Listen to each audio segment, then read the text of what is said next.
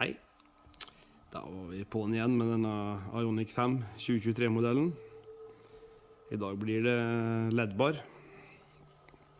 Har gjort klart litt her. Da har vi kjøpt en Strands Nuke Black. En 20-tommer.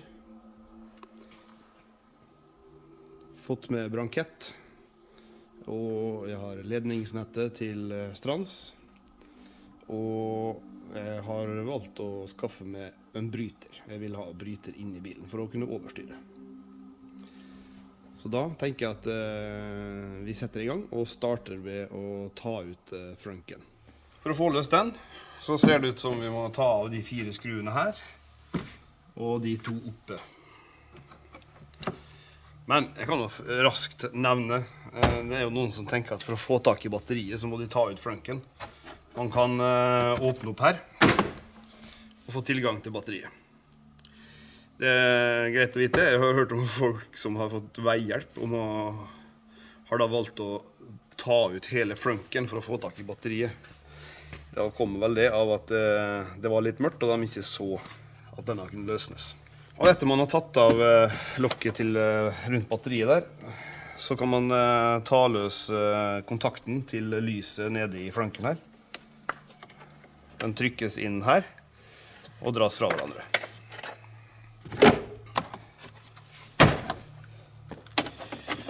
Da er det 10 mm her.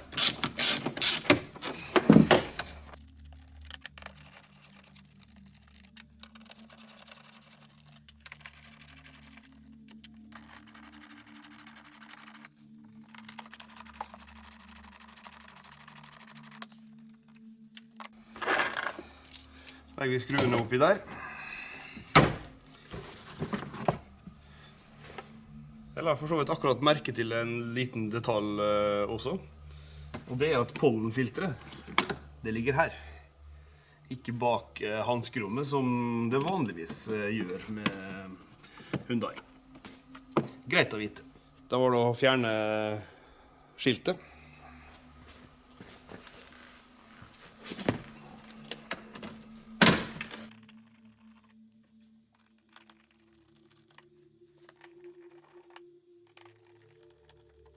Sånn, og med skiltet av og frunken ute, så har man litt oversikt.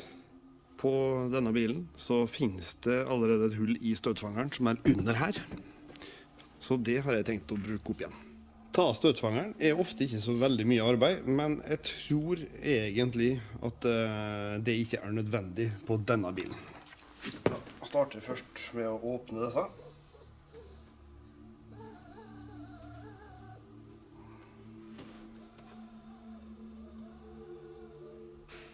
Da har jeg åpnet ledningsnettet. Der har vi styrestrøm og jord og plussledning. Vi har relé. Det skal vi se litt på senere. Vi begynner med den enden som skal ut. Eller først og fremst ned mot støtfangeren. Så vi tar og trekker den nedover først, og så skal vi se hvordan det går. Da har jeg kikket litt nøyere på mulighetene. Jeg skal jo ha ledningen inn her, og da trenger jeg jo å få den andre ledningen foran radiatoren. Under her er jo da en mulighet. Skruene her, de 4 skruene bortover her, er jo for å komme til å løsne hele støtfangeren egentlig. Men jeg kan prøve å løsne de bare for å prøve å få ledningen under, og komme oss ned her på framsiden av radiatoren.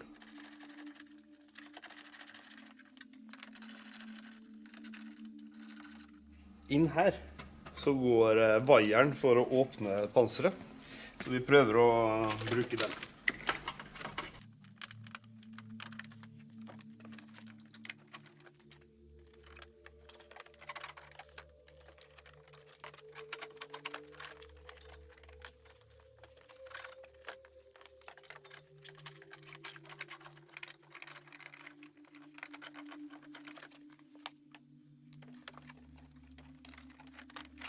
Så her klarte jeg å få den ut.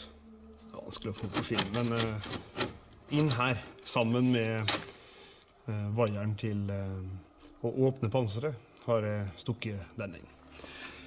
Så gikk jeg under lokket her, det ble veldig vanskelig på film, og så dirigerte jeg ledningen foran radiatoren. Mens jeg holdt på, så klarte jeg å se ledningen også ned her. Sånn, prøv å få litt lys, og da kommer jo ledningen ned her. Og på den måten kan vi enkelt bruke det hullet her, eller noen av de andre bortover på siden der. Vi får se hva som er penest. Så da setter vi på skiltplate. Sånn. Jeg har nå prøvd litt. Satt denne veien. Det gjør faktisk at LED-baren ikke får plass. Han treffer i midten der på grunn av at det er en bue. Så denne veien så kan faktisk ikke LED-baren stå med denne branketten. Det betyr at LED-baren må stå den veien her. Neste utfordring da, det vil jo bli at hvis jeg setter skiltplata den veien her nå, så har jo det problemet at jeg vil ikke klare å få skiltet oppi. Da må skiltet feste ganske langt opp, så jeg blir nødt til å sette den opp ned.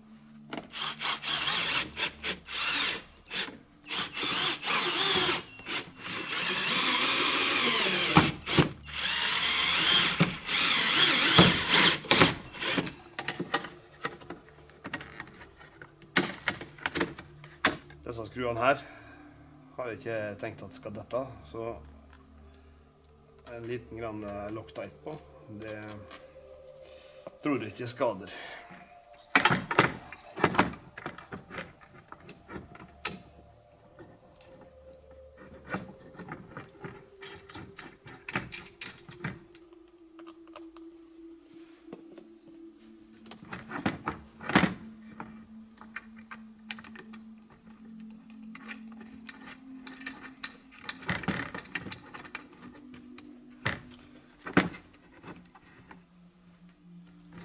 Da henger den der, jeg har ikke skrudd den fast enda. Skal få justert mot en vegg og litt sånt.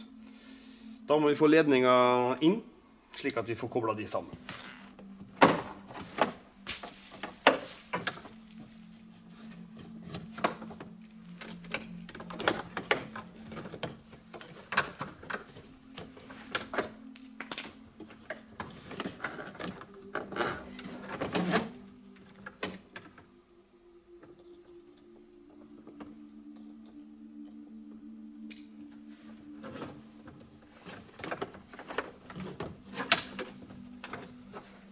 Det var vanskelig å se, men jeg har da lagt ledningen helt over det festet som ligger der, slik at ledningen ikke risikerer å komme i nærheten av luftespjellet.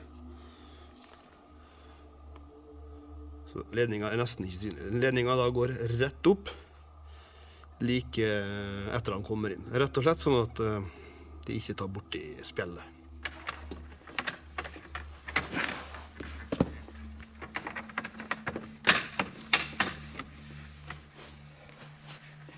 Da skal vi få fast litt relé og ledninger og sånne ting. Reléet tror vi setter bak her. Det er vel en grei sted å feste den.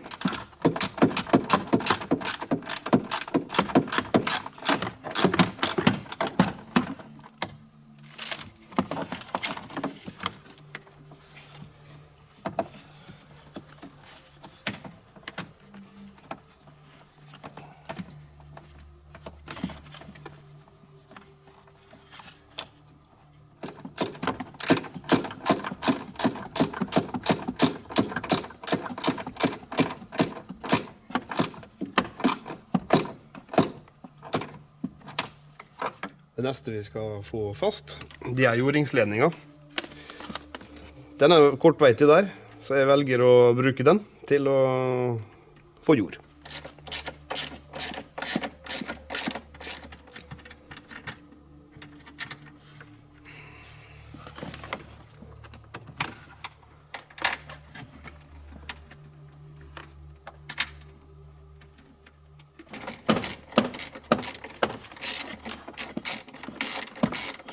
Da var den på.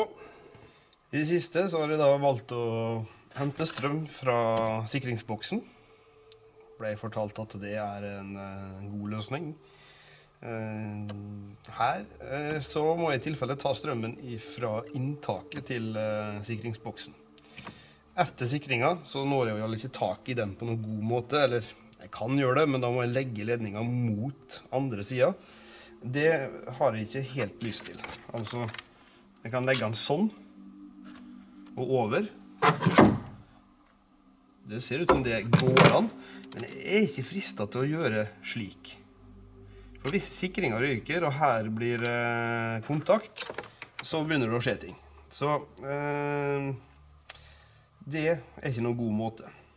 Så I dette tilfellet så tror jeg vi går for denne varianten her. Og ned.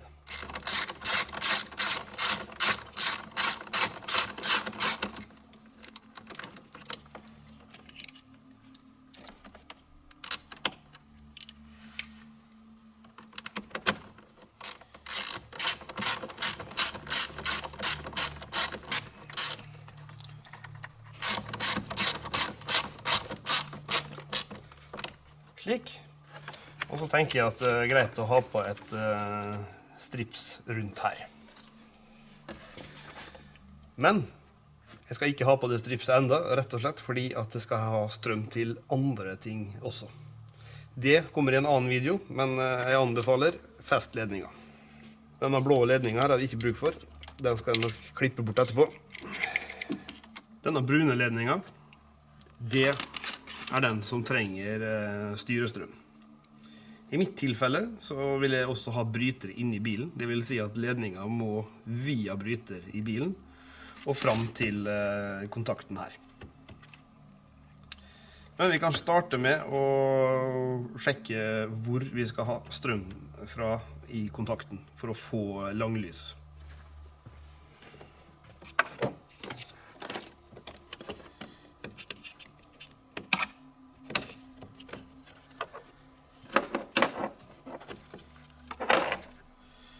Her hovedkontakten til lyset. Den må vi åpne opp. Den har da noen klips rundt på gjerdet her.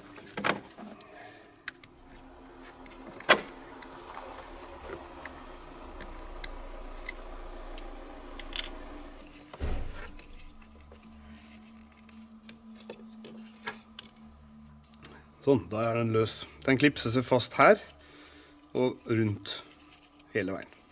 Og bare stukker da inn I siden her. For å få av den, så ser man at man må treffe de hølene her, så vi må vippe den litt tilbake fra åpen posisjon for å få av den. Da skal vi jobbe med selve kontakten, og finne ut av hvor vi skal hente strøm fra. Jeg kan jo også nevne at det alternativ til å koble seg inn på lyset her. Man kan kjøpe elektroniske styringer som man kobler inn I bilen på ODB2-uttaket. Så det også et alternativ. Jeg tenker at jeg vil koble meg inn her og hente styrestrøm som I gamle dager, skulle jeg si. Og holde ODB2-porten ledig. Jeg vet det finnes forgreinere og sånt har jeg også sett. Men jeg synes det penest nå å få koblet det med inn her. Så for å finne strøm som vi trenger her, så må jeg finne den som styrer når langlyset slår seg på. Det går rykte om at det den røde, men jeg tenker at det greit å sjekke om det stemmer. For å finne ut av det, så har jeg tenkt å sette en liten spiker inn bak ved den røde. Kjøre den inn I der.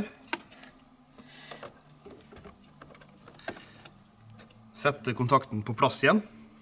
Og så skal vi da måle om det kommer strøm på den når jeg skrur på langlysen. Legger vi da pluss bort I spikeren. Og så skal jeg skru på langlysene og se om vi får 12 volt. Sånn. Nå har vi bare skrudd på bilen, og vi har hovedlys, altså vanlig nærlys, og vi har ingen spenning der.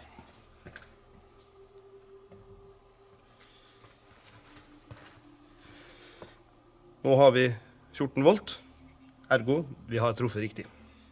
For å nå få hentet strøm fra den røde ledningen her nå, så finnes det flere metoder. Den mest kjente kanskje det som blir ofte kalt strømtjuv. En annen variant den her. Da legger man den røde ledningen inn her, og klipper over den. Så kan du da etterpå sette for eksempel den som skal ha strøm inn her. Og etter der igjen så setter du sammen sånn. Stryker den helt ned. Men disse tar inn vann. Så jeg liker å bruke de her. Med loddet inni. Og forsegling på endene, så det blir helt tett. Den litt mer arbeid å sette på. Jeg ser på biler jeg har sett som har fått dette montert av forhandlere. Så gidder ikke de heller å bruke alltid disse. Men forhandleren som jeg snakket med sier at dette her, det det tryggeste. Men det også mest hassle å sette på. Men jeg skal vise. Jeg har gjort det også på andre biler. Men når man skal jobbe her nå, så blir det fort litt trangt.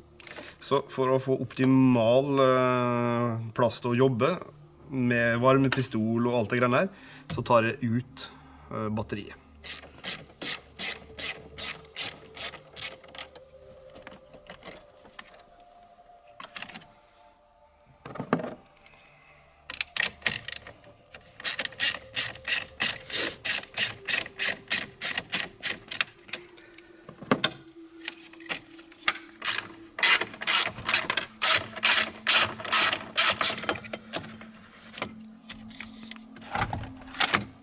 Først så må jeg fjerne beskyttelsen et stykke bak.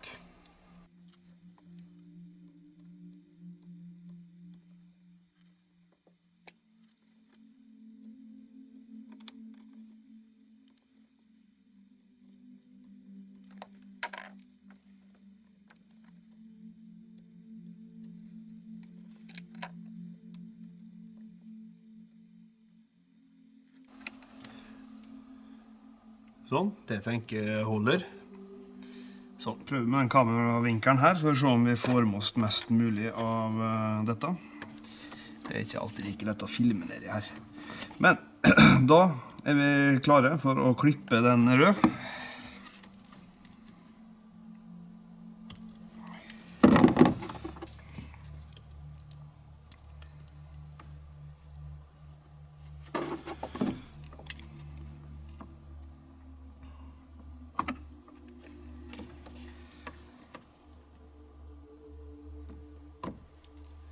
Og nå har vi to alternativ.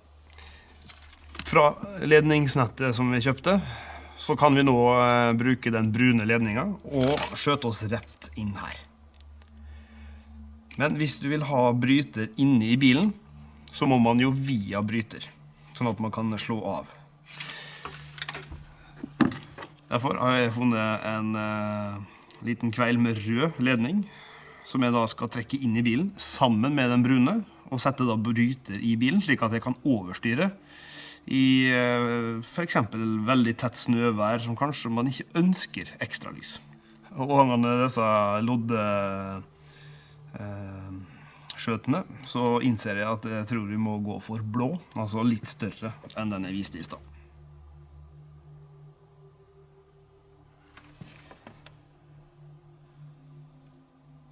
Da det om å gjøre å få med seg alle ledningene inn samtidig.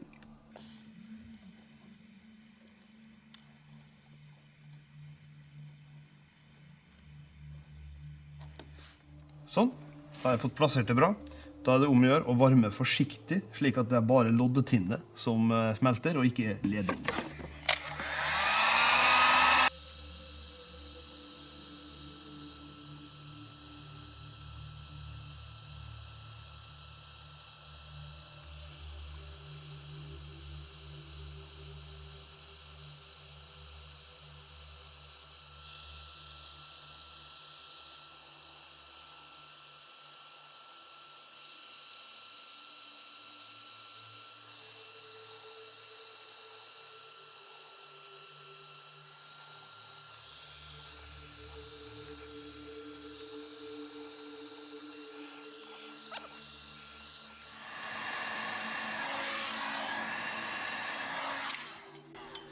tror jeg begynner å bli fornøyd.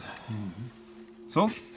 Da har jeg kjørt lenge og forsiktig denne varm, uten å ødelegge ledningene rundt her. Så da står det igjen å ha på teip, for å teipe dette fint sammen igjen.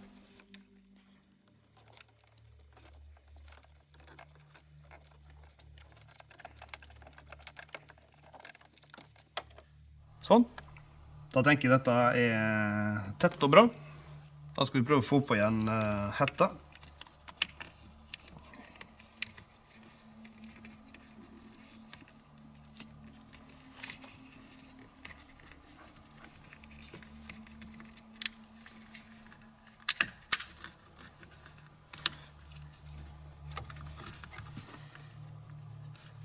Sånn. Dette ble bra, det.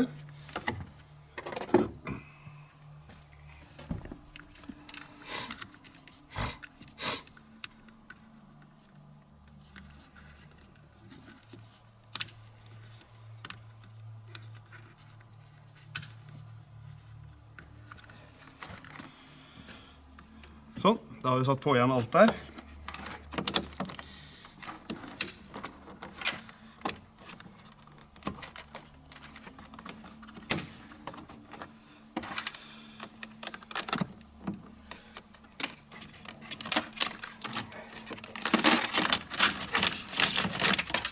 Sånn, da har vi den røde ledningen her som skal inn i bilen.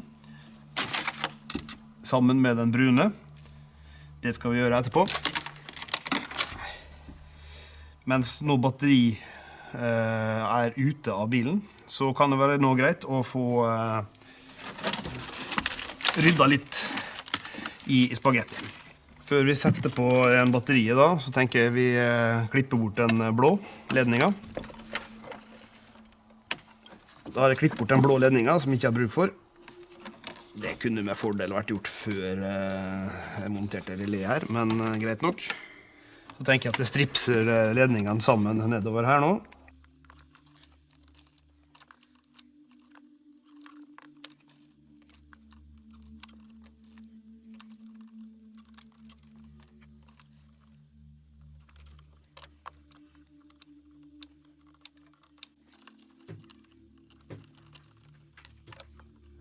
Dette er ledninger som jeg har til overs.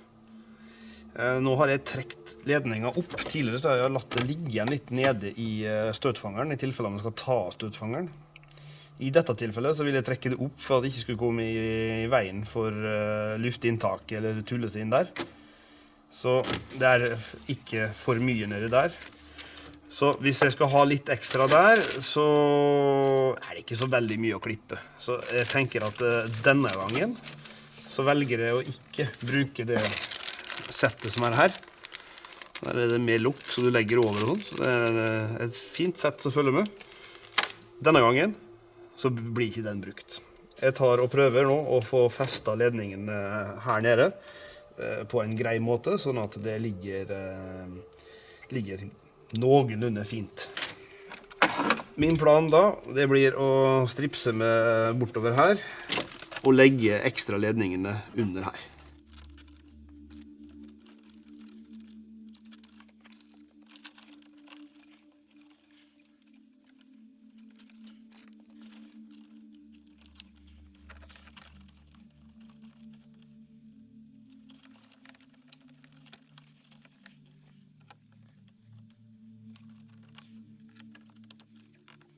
Sånn, da tenker jeg dette ser greit ut for å være under flanken.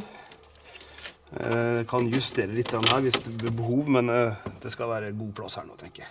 Så da tenker jeg at neste steg blir å sette tilbake 12 volts batteriet.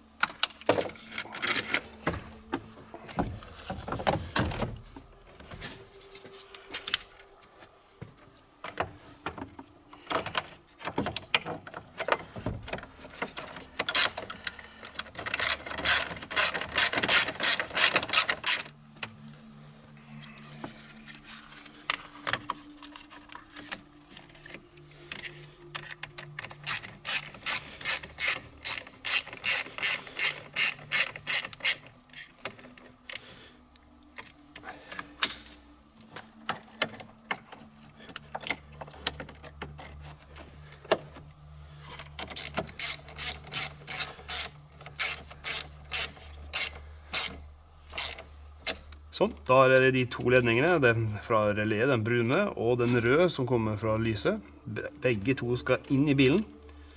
Men før jeg begynner å trekke opp dette nå, så skal jeg bare sjekke at det virker ved å starte opp bilen, se at det originale langlyset virker, og at LED-baren virker.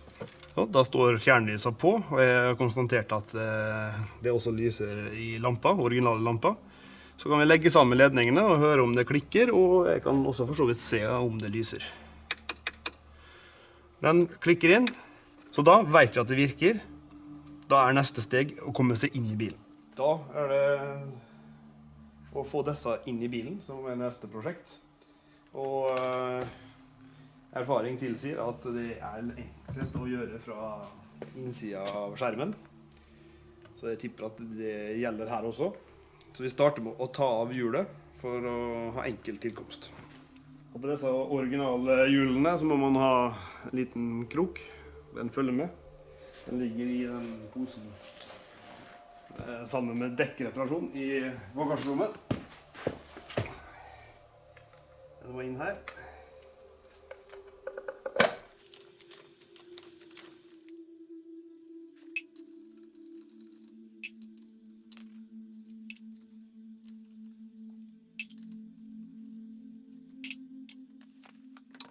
For å få inn i skjermen så er det veldig greit å ha disse her som lett tar tak i klipsen.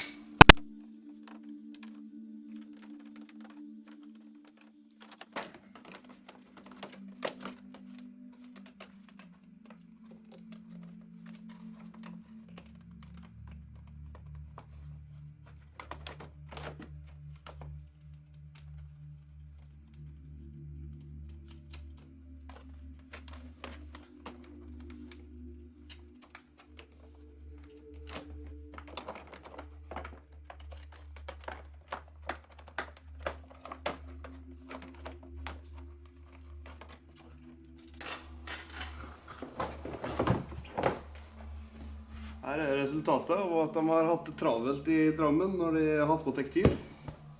Så denne har jo limt fast i tektyl. Sånn, da kan vi ta en nærmere titt. Og ser vi at støydempingen har festet seg i tektylen. Det hadde også skjedd litt her. Så det er ikke så bra, men ok.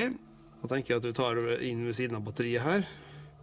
Og opp langs ledningen og fester oss langs med den andre ledningen der. Og bak den pølsa som ligger der, så har vi nok et hull vi kan gå inn til bilen.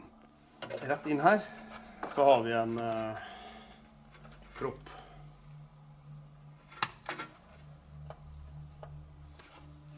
Den kan vi prøve å se om vi får dyttet ut fra innsiden.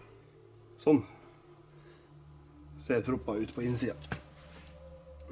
Så da kan vi få komme oss inn her og ned i bilen. For at ledningen ikke skal få noen skader eller noe sånt, så tar vi og putter ledningen i en sånn strømpe. Da får den litt ekstra beskyttelse. Så vi trer på den først, før vi begynner å gå inn der. Sånn, da kommer ledningene ut her, sånn at den også peker ned, slik at det ikke fyller seg med vann i røret. Så går den røde ledningen inn mot lampa, som sagt, og den brune går mot reléet. Da kommer den ut her. Jeg kommer til å feste meg ned her, og følge ABS-ledningen bortover, så langt den går. Jeg har testet litt nå mulighetene for å få tredd meg inn via det hølet her, og inn på innsiden. Den er litt trang og vanskelig å komme til.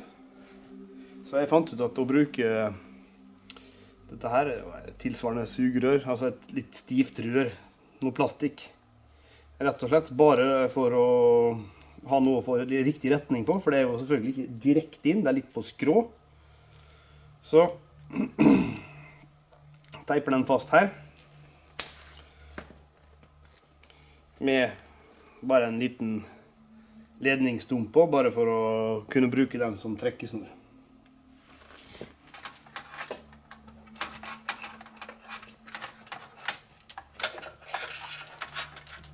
Sånn, da har jeg fått den gjennom der. Så skal jeg forberede den toppa også, for jeg skal jo gjennom den også. Så da tar vi og lager et lite hull i den.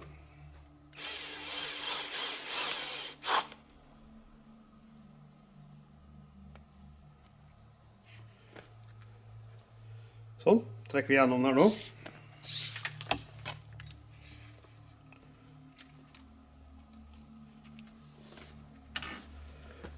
Slik, da er den forberedt. Så teiper vi sammen den trekkesnora som jeg allerede har tatt igjennom med det sugerøret på.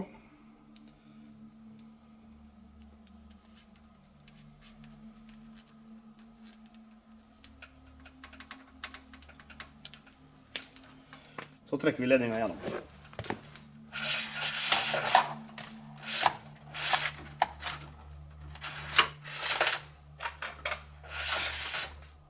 Da går ledningen inn i bilen slik, og vi kan sette på igjen den pølsa som lå her. Da setter vi den tilbake igjen.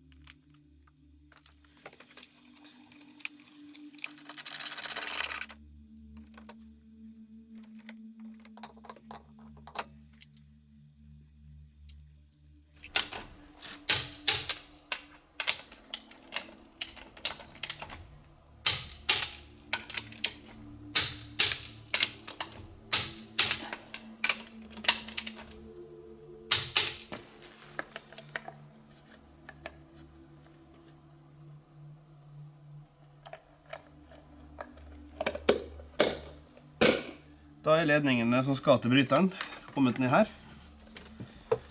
Og det store spørsmålet da er jo hvor skal man gjøre denne bryteren. Jeg har kjøpt en sånn liten en som også kan gi grønt lys hvis vi gir den litt jording. På Ioniq 2019 så satte jeg den i senterkonsolen. Det var et stykke å dra ledningen det jo, men her er det litt verre. Jeg har ikke undersøkt det, men det er jo, med denne her skyvbare midtkonsolen så er det åpenbart mer arbeid. Men jeg kunne tenkt meg at bryteren er lett å finne og trykke på når man kjører, hvis man ser at det er behov for å slå av LED-baren. Eller for den saks skyld om man tar bilen til utlandet. Du skal ikke lenger enn til Danmark eller Tyskland, så er det faktisk ikke lov til å bruke LED-bar. Og da er det greit å kunne overstyre. Selvfølgelig drar du til utlandet så kan du dra ut sikringen også. Men jeg kunne tenkt meg at den var litt langt opp. Men når jeg kjenner bak her, så er jeg usikker på hvordan det der går. I tillegg så er det ikke spesielt flatt der. Så jeg mistenker at det ikke blir pent. Så skal det bli pent, så må jeg ha den helt der nede. Da er jeg redd at det kommer bort igjen med foten. Det må bli her. Det er ikke så veldig mange andre steder å gjøre denne bryteren. Som jeg tenker er fornuftig for å ha den lett tilgjengelig. Det er ikke helt flatt her, så hvor pent det blir er jeg faktisk også usikker på. Men vi får bare ta sjansen og prøve.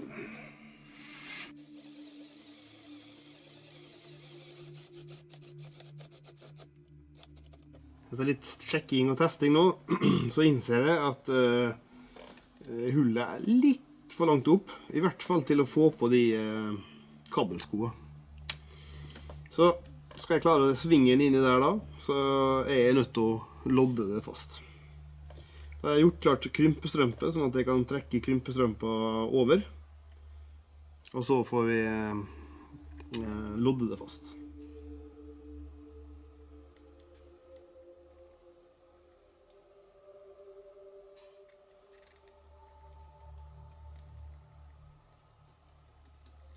Sånn. Da er de lodda fast.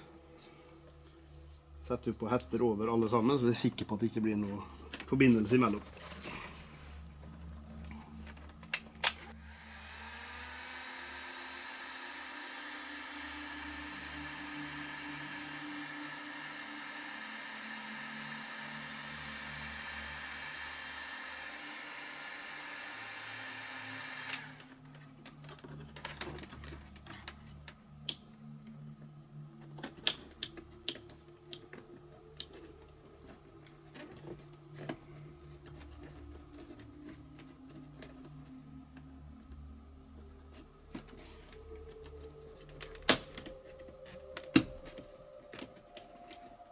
Sånn, da er bryteren der. Han måtte stå den veien, fordi at det er litt for høyt. Men nå funker den sånn som den skal. Ble ikke perfekt plassering denne gangen, men jeg tenker at det er greit nok.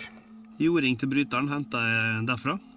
Stripsa ledningene fast i andre ledninger, så dette ikke ligger og slenger. Så da tenker jeg vi prøver og ser om bryteren får noe lys. Så hvis jeg nå skrur på langlysene, så tenner lyset der. Og jeg kan styre her nå av og på, om jeg vil ha LED-barer likevel. Da står det igjen bare å sette på igjen dekslene her, og justere LED-baren. Jeg fikk vel kanskje ikke på film hvordan jeg tok av det dekselet her. Men du løsner gummipakninga. Den skubbes på plass her. Håndtaket til å åpne panseret, det er bare å dra ut og tilsvarende tilbake. Bare smette den på plass. Og det siste er det dekselet her. Det er bare å trykke opp på. Legg tilbake igjen gummilista.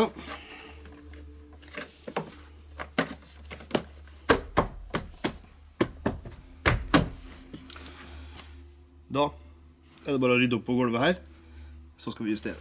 Da er spørsmålet hvordan man vil at LED-baren skal lyse.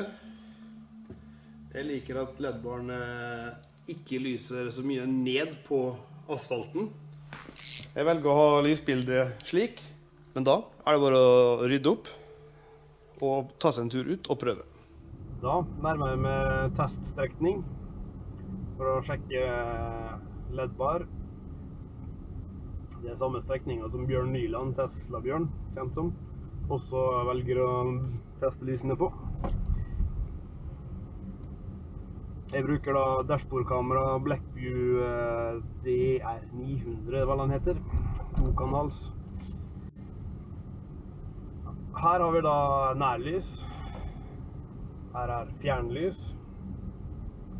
Og med LED-bar.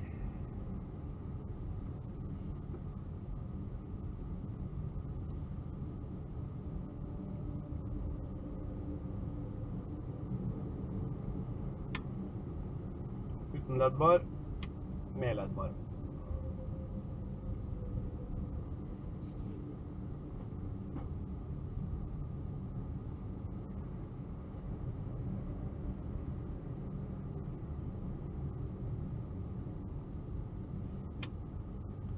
Uten LED-baren, med LED-bar.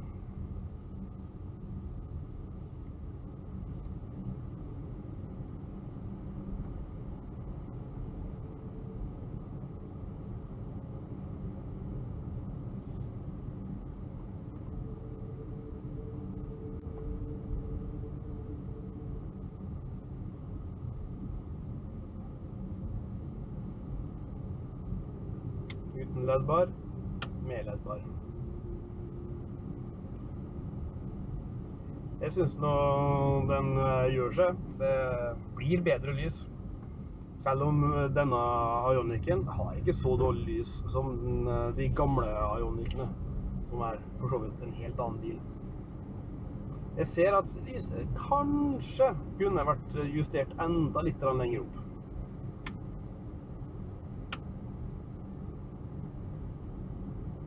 Vi kommer straks inn i en litt mørkere skog her, så da kan vi stoppe og kan vise.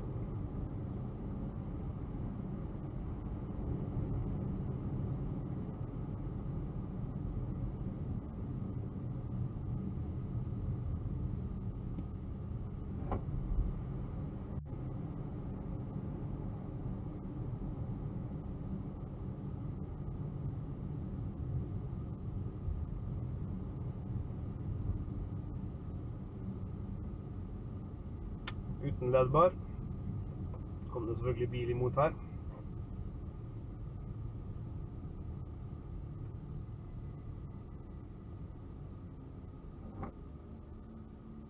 Prøv å stoppe her, skal vi se om det får filmet.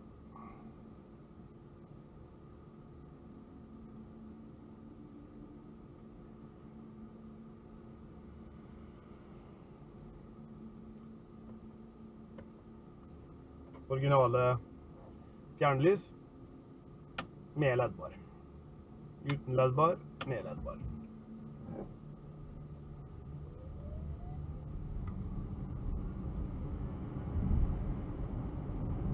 Uten LED-bar, med LED-bar.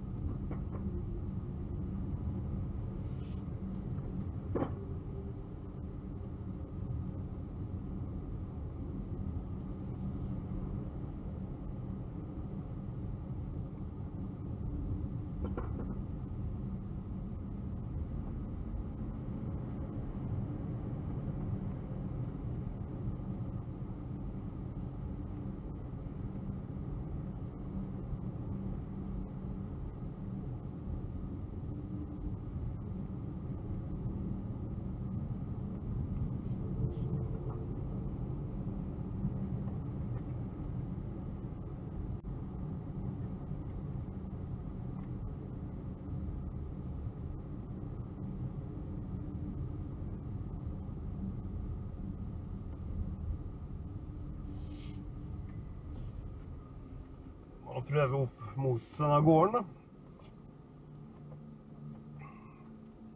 Her har vi originale fjernlyser med LED-bar. Det gir betraktelig bedre lys altså, det er ikke noe tvil.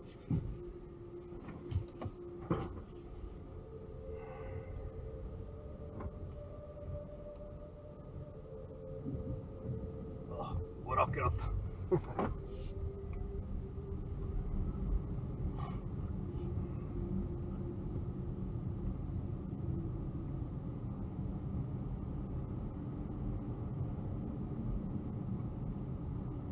Det er jo spørsmålet, det verdt arbeidet? Ja, jeg vil nå påstå det. Det gir bedre lys, selv om denne bilen her har egentlig originalt helt OK lys. Men ikke noe mer enn OK heller. Men har du først brukt LED-bar, så vil du gjerne ha det igjen. Så jeg er nok fornøyd med å ha montert LED-bar på denne bilen. Uten LED-bar, med LED-bar. Da tenker jeg sier takk for at du så på denne gangen også. Og ikke minst takk for alle nye abonnentene. Det hjelper mot målet, det første målet, å nå 1000 abonnenter. Så fortsett å abonnere. Koster ingenting. Det er noen som lurer på det, om det koster noe å trykke abonner. Det gjør du heller ikke. Det er bare å trykke. Da ses vi ved neste video. Det blir sannsynligvis noe mer Ioniq. Ha det bra.